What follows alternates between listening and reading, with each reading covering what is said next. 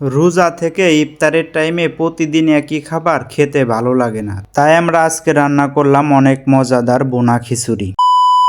আসসালামু আলাইকুম, কেমন আছেন সবাই? আশা করি আপনারা সবাই ভালো আছেন।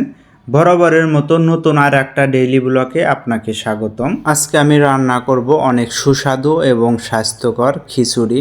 চলুন কথা না বাড়িয়ে ভিডিওটি শুরু করা যাক। শুরুতেই দেখেন আমি একটা কড়াই দিয়ে দিয়েছি চুলার উপরে। কড়াইটা গরম হয়ে গেলে এখানে দিয়ে দিলাম সয়াবিন তেল। তেল গরম হওয়ার পরে দিয়ে দিলাম এখানে কিছুটা গরম মশলা। এরপরে দিয়ে দিলাম দুইটা পেঁয়াজ কুচি। পেঁয়াজ কুচি দেওয়ার পরে কিছু সময় নাড়াচাড়া করলাম। এরপরে দেখেন আমি এখানে আস্ত কয়েক কোয়া রসুন দিয়ে দিয়েছি। পরিমাণ মতো লবণ দিয়ে দিলাম। লবণ দেওয়ার পরে পেঁয়াজটা কিন্তু ভালোভাবে একটু নেড়ে চেড়ে নিতে হবে। এরপরে আমি দিয়ে দিলাম আদা রসুন বাটা পরিমাণ মতো। আদা রসুন বাটা দেওয়ার পরে সুন্দরভাবে এটাকে কষায় নিতে হবে যতক্ষণ না পর্যন্ত এটার কাঁচা গন্ধ না চলে যায়।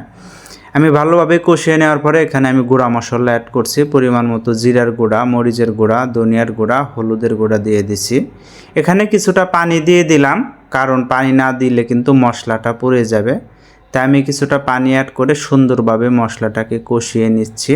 মশলাটা আমার কষানো হয়ে গেছে। এরপরে আমি দিয়ে দিলাম 400 গ্রামের মতো চিকেনগুলো দেওয়ার পরে এখানে আমি এক পিস গাজর আর একটা আলু সুন্দর করে কিউব করে কেটে নিয়েছিলাম, সেটাই দিয়ে দিলাম। আর যে ডালটা দিলাম এই ডালটা আমি অবশ্যই সকালবেলা ভিজিয়ে রাখছিলাম।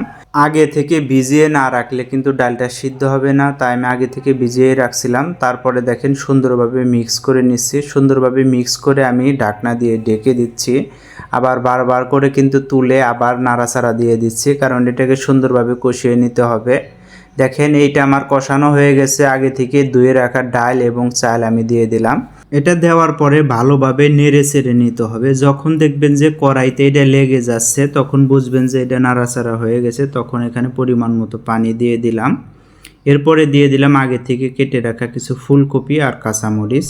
এটা দেওয়ার পরে আমি কিন্তু আবার সুন্দরভাবে ভালোভাবে মিক্স করে এটাকে আমি ঢাকনা দিয়ে ঢেকে দিলাম। এটাকে আমি 10 মিনিট হাই হিটে রান্না করছি। হাই হিটে 10 মিনিট রান্না করার পরে এখানে কিছু ধনিয়ার পাতা আর একটা লেবু আমি স্লাইস করে কেটে দিয়ে দিলাম। দেওয়ার পরে এটাকে আমি আবার ভালো করে মিক্স করে নিলাম। আর মিক্স করে নেওয়ার পরে এটাকে আমি লো হিটে আরও 10 মিনিট রান্না করব। আর দেখেন 10 মিনিট রান্না করার পরে খিচুড়ি রান্না কিন্তু একদমই শেষ হয়ে গেছে। আর আজকের রান্নাটা আমি একদমই সহজ সরলভাবে দেখানোর চেষ্টা করেছি। আশা করি আপনাদের কাছে ভালো লেগেছে। আজকের খিচুড়ির স্বাদের কথা না বললেই নয়, যেটা একদমই মুখে লেগে থাকার মতো। আপনারা একবার রান্না করে খেলেই বুঝতে পারবেন এটার স্বাদ কীরকম। যাই হোক, আজকের মতো এখানে বিদায় নিচ্ছি। সবাই ভালো থাকবেন, সুস্থ থাকবেন। আল্লাহ হাফেজ। লাইক করুন, সাবস্ক্রাইব করুন।